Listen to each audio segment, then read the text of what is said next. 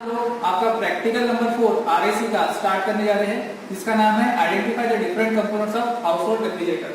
तो चलिए स्टार्ट करते हैं। हाउस होल्ड रेफ्रिजरेटर को मेनली तीन हिस्सों में डिवाइड किया गया है। एक होते हैं उसके मैकेनिकल कंपोनेंट्स, दूसरे होते हैं उसके इलेक्ट्रिकल कंपोनेंट्स और तीसरे होते हैं कैबिनेट कंपोनेंट्स। हम वन बाय वन सारे कंपोनेंट्स को देखेंगे, ठीक है। तो चलिए आ जाते हैं सेटअप की तरफ। ये है आपका रेफ्रिजरेटर। तो रेफ्रिजरेटर में मैंने आपको मैकेनिकल कंपोनेंट्स के बारे में बताया था पहले एक्सपेरिमेंट नंबर 1 में ही, ठीक है। तो मैकेनिकल कंपोनेंट्स कौन से थे? सबसे पहला था ये आपका कंप्रेसर। कंप्रेसर के बाद कौन सा था अपना, यहां से फिर ये डिस्चार्ज लाइन और उसके बाद फिर कंडेंसर। ये कंडेंसर के बाद में यहाँ पर आपका यहाँ पे आ रहा था फिल्टर और ड्रायर। फिर उसके बाद आपने इवोपरेटर सेक्शन देखा था और इवोपरेटर सेक्शन के बाद में डिस्चार्ज सक्शन लाइन भी देखी थी, ठीक है। ये सारा का सारा हमने पहले प्रैक्टिकल में कवर कर लिया था। अब हम इसके इलेक्ट्रिकल कंपोनेंट्स के बारे में देखते हैं। तो ये इलेक्ट्रिकल कंपोनेंट्स में सबसे पहला ये आता है, इसको बोला जाता है ओवरलोड प्रोटेक्टर, मतलब OLP। ये है आपका OLP। इसका काम क्या होता है, ये लगा होता है कंप्रेसर में। अगर मान लो आपके कंप्रेसर के ऊपर एक्स्ट्रा लोड आ रहा है, एक्स्ट्रा वोल्टेज सप्लाई या फिर गैस की वजह से कुछ सप्लाई एक्स्ट्रा जा रहा है, तो ये क्या करेगा, उसको अपने ऊपर एब्जॉर्ब कर लेगा, मतलब आपके कंप्रेसर के ऊपर ज्यादा से ज्यादा लोड नहीं जाने देगा। ये एज अ फ्यूज आपके कंप्रेसर में काम करता है, ठीक है। तो ये होना बहुत ही ज्यादा जरूरी होता है आपके फ्रिज में। दूसरा जो कंपोनेंट है इलेक्ट्रिकल, ये है आपका रिले, ठीक है। ये है आपका रिले का काम क्या होता है, आपका जो कंप्रेसर है उसमें दो तरीके की वाइंडिंग्स होती है। सबसे पहली वाइंडिंग होती है स्टार्टिंग वाइंडिंग और दूसरा जो वाइंडिंग होता है वो है रनिंग वाइंडिंग। तो ये रिले क्या करेगा, एक साथ जैसे ही आपने फ्रिज चालू किया, एक साथ ये दोनों भी वाइंडिंग को क्या करेगा, एक्टिवेट कर देगा, ठीक है। तो रनिंग वाइंडिंग और स्टार्टिंग वाइंडिंग दोनों भी शुरू हो गई। तो क्या होगा, कुछ समय के बाद 15 सेकेंड 20 सेकेंड बोलो, जब आपका कंप्रेसर पूरी अच्छी तरीके से चालू हो गया, तो ये क्या करेगा, स्टार्टिंग वाइंडिंग को डिस्कनेक्ट कर देगा। कैसे, इसने क्या किया, पहले उसको धक्का दे दिया, स्टार्टिंग वाइंडिंग और रनिंग वाइंडिंग को क्या कर दिया, धक्का दे दिया, जिसकी वजह से क्या होगा, ये अच्छी तरीके से स्टार्ट हो गया।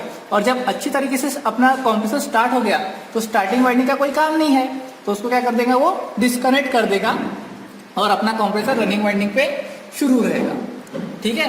ये हो गया दूसरा कंपोनेंट। और ये है आपका तीसरा कंपोनेंट। यह है तीसरा कंपोनेंट, इसका नाम है स्टार्टिंग कैपेसिटर। ये क्या करता है, एक्स्ट्रा पावर सप्लाई करता है आपके कंप्रेसर को, आपकी रेफ्रिजरेटर को, ठीक है। इसका बस यही काम है। नेक्स्ट कंपोनेंट देखते हैं।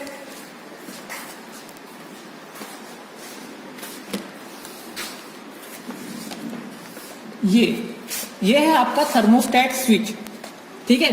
थर्मोस्टेट स्विच कुछ इस प्रकार का दिखता है, ठीक है। इसका काम क्या होता है कि आपके कंप्रेसर को कितना समय तक रन करना है, ये इसके ऊपर डिपेंड करता है। अब कैसे, आपने ये स्विच तो देखा ही होगा आपके फ्रिज में, आप इसको 1 पे 2 पे ऐसा कुछ तो भी सेट करते हो, है ना। इसको आप सेट करते हो, तो ये क्या करता है, ये सीधा जुड़ा होता है आपके कंप्रेसर से। वो क्या करेगा, अगर आपने इसको 1 पे या 2 पे सेट कर लिया मान लो, तो क्या होगा, वो उतने समय के लिए आपके कंप्रेसर को शुरू रखेगा। उससे क्या होगा, आपके फ्रिज के अंदर कुछ जितनी भी उसको कूलिंग चाहिए होगी उतनी वो कूलिंग बना लेगा। और जैसे ही उसकी कूलिंग हो गई, तो आपके कंप्रेसर को रन करने की कोई जरूरत नहीं है। तो वो क्या होगा, फिर अपने आप कंप्रेसर बंद हो जाएगा। और मान लो जैसे ही आपका जो रेफ्रिजरेशन सेक्शन है वो अगर हीटअप होना शुरू हो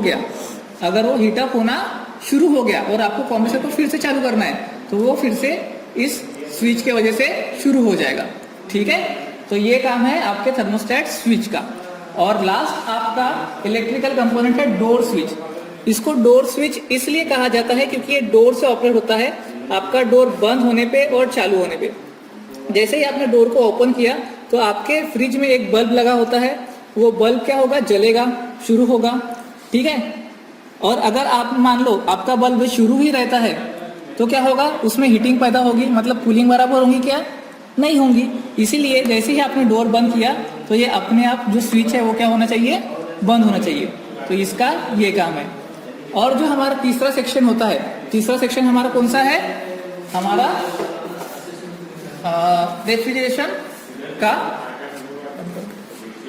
कैबिनेट सिस्टम। तो कैबिनेट सिस्टम के प्रकार होते हैं। सबसे पहले तो ये हो गया आपका फ्रीजर, ये है आपका फ्रीजर, ये फ्रिज का डोर हो गया, ठीक है। उसके बाद ये हो गई आपकी पूरी बॉडी, ये है गास्केट। गास्केट का काम क्या है कि लीक प्रूफ बनाना, ठीक है, लीकेज नहीं होना चाहिए, ये सब इसका काम करता है। उसके बाद में क्या है आपके, ये है स्लीव्स, ये स्लीव्स है आपके, ठीक है। यहाँ पर ये सेक्शन बना हुआ है बॉटल्स वगैरह रखने के लिए, ओके। और उसके बाद में ये है आपकी वेजिटेबल ट्रे, वेजिटेबल ट्रे ये है, और ये है आपका चिलर। चिलर का काम क्या होता है कि फ्रिज से जो भी डिफ्रोस्टेड होता है, जो आपका आइस होता है, जो डिफ्रोस्ट होने के बाद में जो भी पानी जमा होता है वो आपके चिलर में जमा होता है, ठीक है। सो ये हो गया आपका पूरा का पूरा refrigerator. So that's all from this practical. I hope आप सभी को ये समझ में आया होगा। Thank you.